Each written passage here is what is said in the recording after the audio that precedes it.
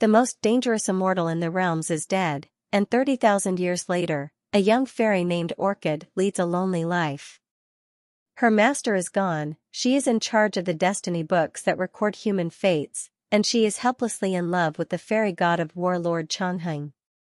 Nevertheless, when she tries to save her crush's life, Orchid instead ends up in the prison with the still-alive Dongfang Qing Cang, and they have swapped bodies.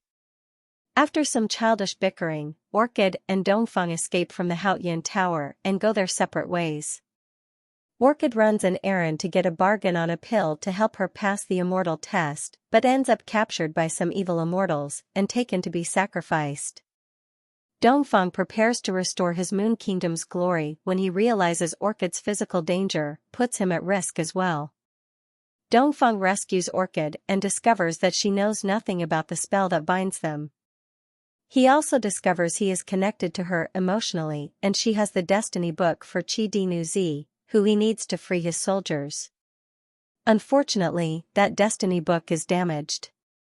Orchid is weak and tired and cannot fix it right away, so he is spending the night. The heart curse on Dongfang makes him powerless as Orchid puts off fixing the destiny book. They exchange names, but she mishears him and remains ignorant of his identity. When she finally works on the destiny book, she collapses in exhaustion. Dongfang goes to collect morning dew to take care of her.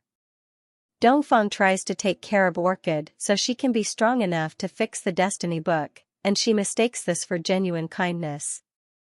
Despite his effort, she does not grow stronger and instead gets sick drinking a potion on her own. When Dongfang cooks to try to cheer her up, he discovers he needs to take care of her heart more than her body. The only way Dongfang is going to make Orchid happy enough to get what he wants is to help her win the immortal examination so she can be near Chongheng. He is ready to break all the rules to give her an advantage, but the evil henchwoman from Haotian City is also there to kill her and get back the destiny book. Dongfang reveals himself to save Orchid during the immortal exam and Orchid covers for him with the fairies. When she realizes Dongfang helped her get first place, she tries to cancel her win, only to be told she deserved it by Chongheng. Ronghao is revealed to be the lord of Haotian City, working behind the scenes to resurrect his master, former god of war Qi. When another fairy is punished severely for showing interest in Chongheng, he protects Orchid by removing her from the list of those who would serve him. Dongfang suffers Orchid's broken heart with her, learning more about feelings in the process. Orchid worries Dongfang is at risk of being found, and drugs him and sends him off to safety. Chongheng learns that Dongfang is back, connected to Orchid, and hunts him down. During the awards ceremony, the fairies discover Orchid is not really a fairy, and accuse her of being from the Moon tribe. Dongfang shows up to save her and carry her off to the Shuiyuntian Sea, leaving Chongheng to save the destroyed fairy realm. Dongfang and Orchid arrive in the Shuiyuntian Sea. Orchid wants to go home, despite the danger, and will not help him fix the destiny book. Dongfang gets the Jade ring, so he will not feel her emotions anymore, and commits to finding the Qingying sword to kill her and completely free himself. Orchid's attempt to escape involves kissing him during a lightning storm.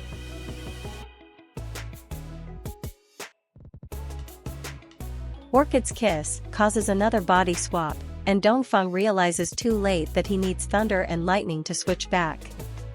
Fake Dongfang gets fake Orchid locked up, and then discovers how hard it is to be the Moon Supreme. Once fake Orchid breaks free, the two agree to work together to keep from being killed for the next 3 days, until the next lightning storm. Because of fake Dongfang's refusal to be as cruel as the real Dongfang, their body swap is gradually revealed to Dongfang's brother, Sun Feng. Sun Feng works with the Lord of Haotian City to try to kill his brother. With the help of Dan Yin, Chongheng escapes the fairy realm to look for Orchid, arriving just in time to save her and Dongfang from the Lord of Haotian City. Orchid will not let Dongfang die so she can go home, and with another kiss, their bodies are swapped back.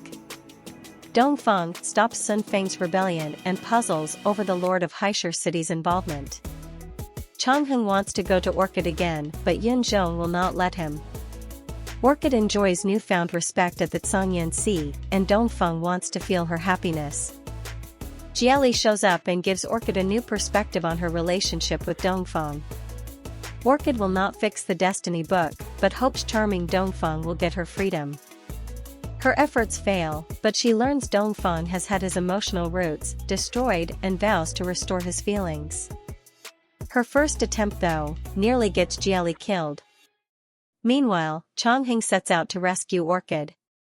Jiali and Shang Ke discover they share common pasts, but very different worldviews. Orchid helps Jiali escape, but is caught by the Lord of Haotian City's henchwoman. Orchid thinks Chongheng rescued her and fixes the destiny book for him, but it is really the Lord of Haotian City in disguise. Dongfang rescues her for real, and she gives him the destiny book. Orchid and Dongfang realize his emotions are returning, bringing good memories of his father and bad ones that haunt him at night, putting him in a foul mood. He nearly kills Jiali for stealing a childhood memento, and after that decides to execute his brother. Orchid will not leave him alone and wants to know what really happened between him and his father. Orchid is determined to understand Dongfang and his father and goes to the chambers of the old Moon Supreme. There they learn about the torture that Dongfang was put through, but Orchid thinks there is still more to the story. She journeys to the realm of Return to Ruin to talk to the dead spirit of the old Moon Supreme. Dongfang goes after her and confronts his father's spirit. Dongfang has an emotional conversation with the spirit of his father and learns his father caused his own death to limit Dongfang's suffering. Dongfang does not execute his brother but takes on his punishment instead. He then forgives his father and gets Orchid's advice on improving his relationship with his brother. Dongfang and Orchid hit an impasse over his duty to kill the entire fairy realm. Meanwhile, a hopeful Chongheng goes to the mortal realm in the hopes of meeting up with Orchid. Dongfang and Shang Ke also go there, because that is the only way to kill Qi Di Nu Zi's primordial spirit. Orchid has figured out something is up and follows with Jiali. The group almost immediately finds Qi Di Nu Zi in her mortal reincarnation, and Orchid realizes Dongfang's plan and vows to stop him. Orchid also spots the mortal version of Chongheng and keeps him hidden from Dongfang. Things between Dongfang and Orchid stay awkward as they lie and work against each other, waiting for Qi Di Nu Zi's mortal fate to play out. Orchid and Dongfang each interfere with Chongheng and Qi Di, and the two do not meet. Our fairy and devil get angry at one another for this, and then work together on getting the two mortals back on track to marry and die. They split up, with the man befriending Chongheng and the women befriending Wan Qing.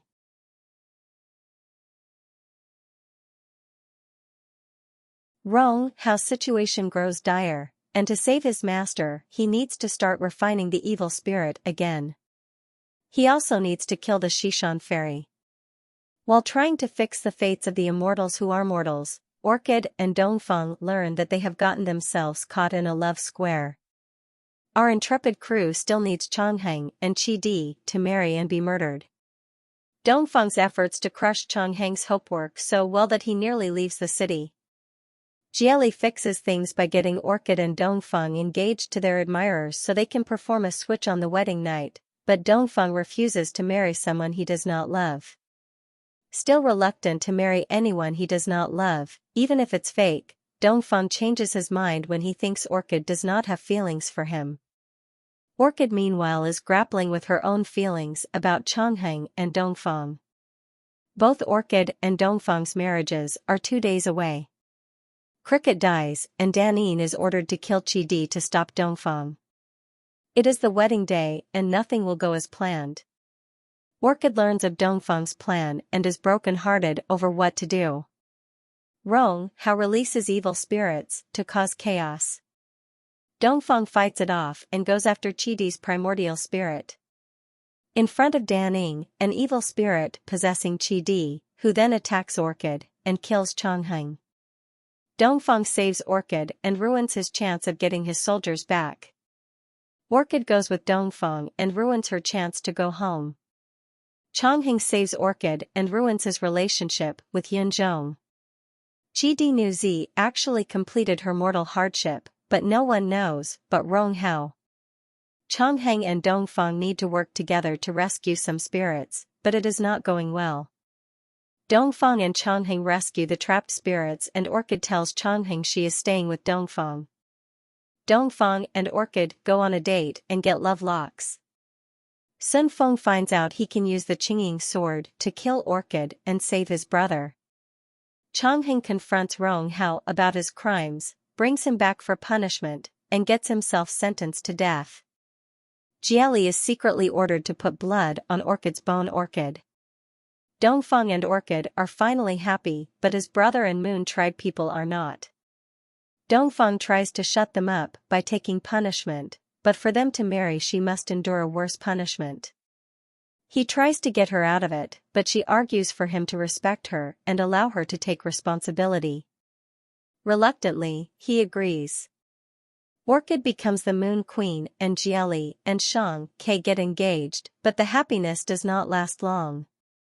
Qi Nu Zi's spirit is in Orchid's bracelet, draining her spirit and threatening to kill her and Dongfang. Sun Feng has the Qingqing sword ready so Orchid can be killed while Dongfang lives on. Moreover, Rong Hao lies to get a war started between the fairies and Moon tribe. Dongfang tries to get Orchid to leave before the war. Chongheng reveals her identity and that Dongfang massacred her people. The Great Turtle tells her it is not her destiny to marry Dongfang.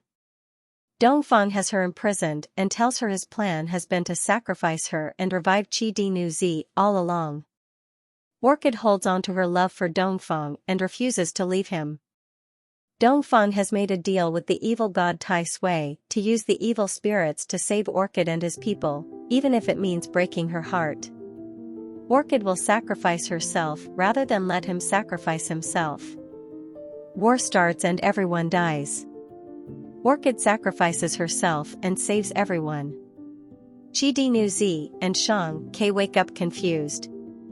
Dongfang is now in a dream with Orchid. Dongfang wants to stay in his dreams, but even though resurrecting Orchid means seeing her marry Chongheng, he leaves to save her. Qi Di learns the truth and tries to get herself and Rong Hao executed, but Yun Zhong is too selfish. Shang Ke realizes Ji Lai lied again. Li Quan reunites with his daughters. Chongheng and Dongfang learn from Siming how to resurrect Orchid. Dongfang takes care of Orchid's primordial spirit in Xishan. Orchid wakes up and sees the Great Turtle, and understands now that her destiny is to bless all the people of the realm. As the Xishan goddess, she does not remember Dongfang and is not interested in him, no matter how hard he tries. Chongheng shows up and she is ready to proceed with the marriage. Qi Nu Zi is killing people and seeing Tai Sui.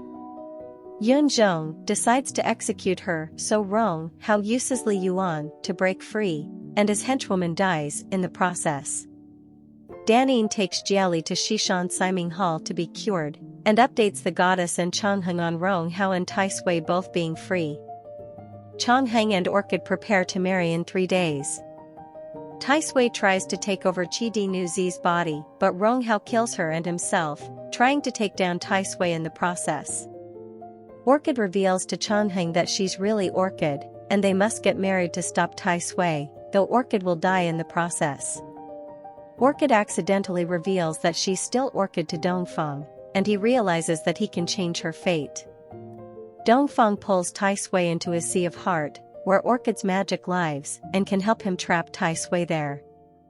Tai Sui works on Dongfang's insecurities, and in a brief moment of weakness, gets control of his body. The fairies and the Moon tribe work together, giving Orchid the time to go in and kill them both. 500 years later, love is everywhere, and Dongfang comes back.